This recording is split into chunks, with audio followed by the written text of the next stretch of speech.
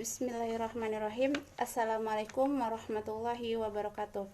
Nama saya Siti Nur Aisyah, NIM 1825076, Prodi Manajemen semester 5B. Baiklah, di sini saya akan menjawab soal-soal UAS Teologi Penelitian dosen pengampu, yaitu Bapak Purwantoro SEMSI. Yang pertama, jelaskan pengertian riset, perumusan masalah penelitian, tujuan dan manfaat penelitian. Riset adalah penyelidikan atau pemeriksaan yang membutuhkan ketelitian dengan menggunakan metode atau kaidah tertentu untuk memperoleh suatu hasil dengan tujuan tertentu, atau sebagian proses investasi yang dilakukan dengan aktif, tekun, dan sistematis. Rumusan permasalahan penelitian adalah pertanyaan-pertanyaan mengenai masalah sebuah hal atau kejadian yang berbentuk kalimat tanya yang sederhana, singkat, padat, dan jelas. Tujuan penelitian adalah rumusan kalimat yang menunjukkan adanya hasil sesuatu yang diperoleh hasil penelitian selesai, juga sesuatu yang akan dicapai atau ditangani dalam suatu penelitian.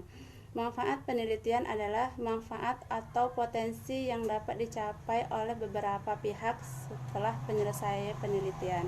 2. Untuk memulai suatu penelitian, seseorang peneliti harus dapat menentukan masalah penelitian dengan tepat dan benar.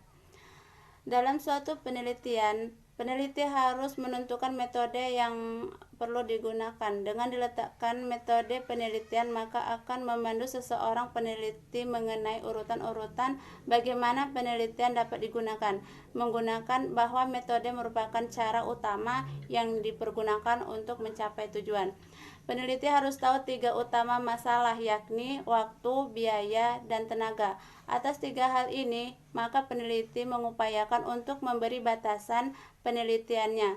Batasan yang dimaksud supaya penelitian dilaksanakan tidak meluas, tetapi tetap fokus pada objek yang ingin diteliti. 3. Jelaskan apa yang dimaksud masalah. Masalah adalah sebuah kata yang digunakan untuk menggambarkan suatu keadaan yang bersumber dari hubungan antara dua faktor atau lebih yang menghasilkan situasi yang membingungkan. Masalah ini sesuatu yang harus diselesaikan atau dipecahkan, misalnya soal ataupun persoalan. 4. Sebutkan dan jelaskan paling sedikit 3 sumber masalah penelitian. Kemudian uraikan contoh satu masalah penelitian di bidang manajemen di sekitar Anda.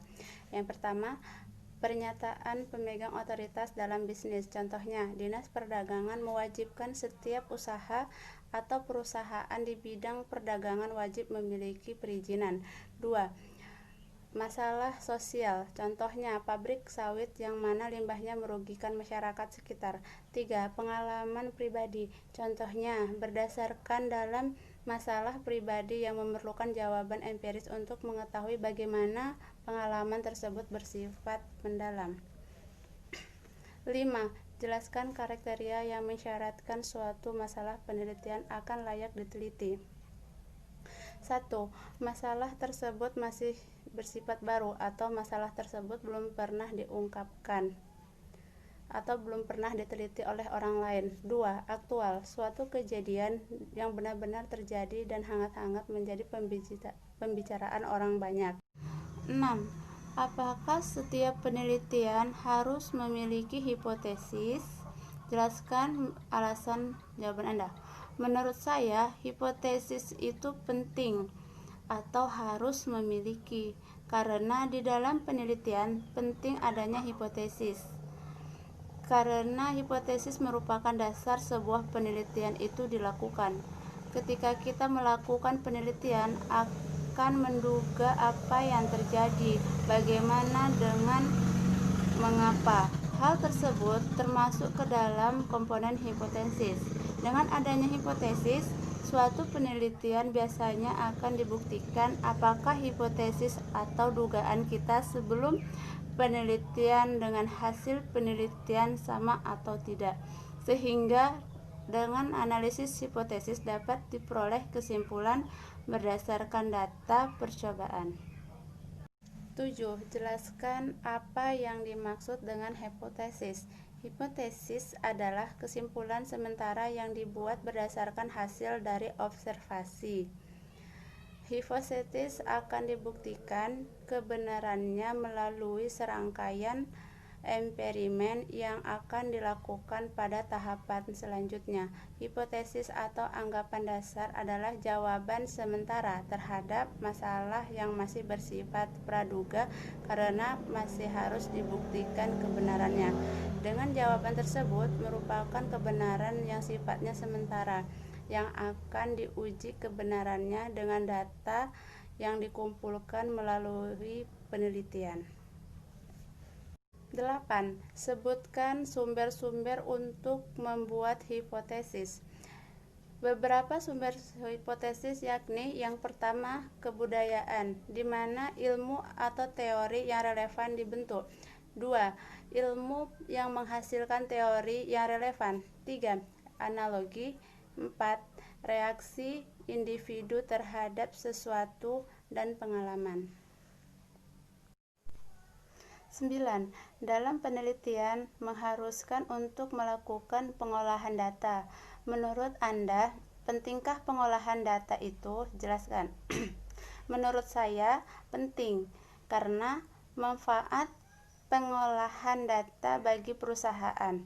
Pengolahan data meningkatkan efisiensi operasional, meningkatkan inovasi perusahaan dalam bisnis, membantu pengambilan keputusan manajer, mengelola perusahaan dengan baik, yaitu memanfaatkan sistem informasi yang tepat dan sesuai dengan kebutuhan, akan memberikan segala kemudahan untuk pengolahan bisnis.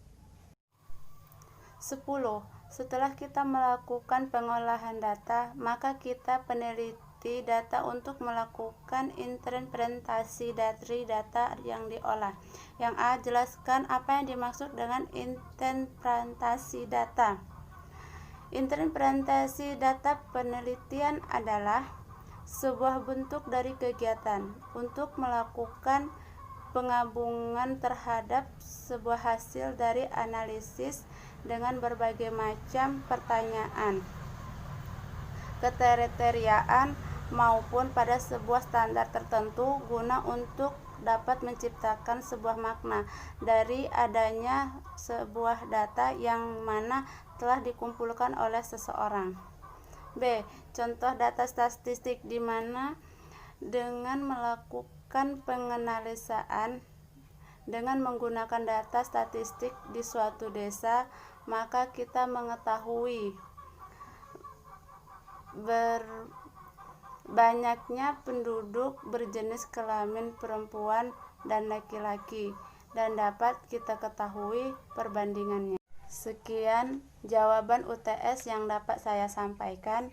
Jika ada kata-kata saya yang kurang berkenan, saya mohon maaf. Saya akhiri. Assalamualaikum.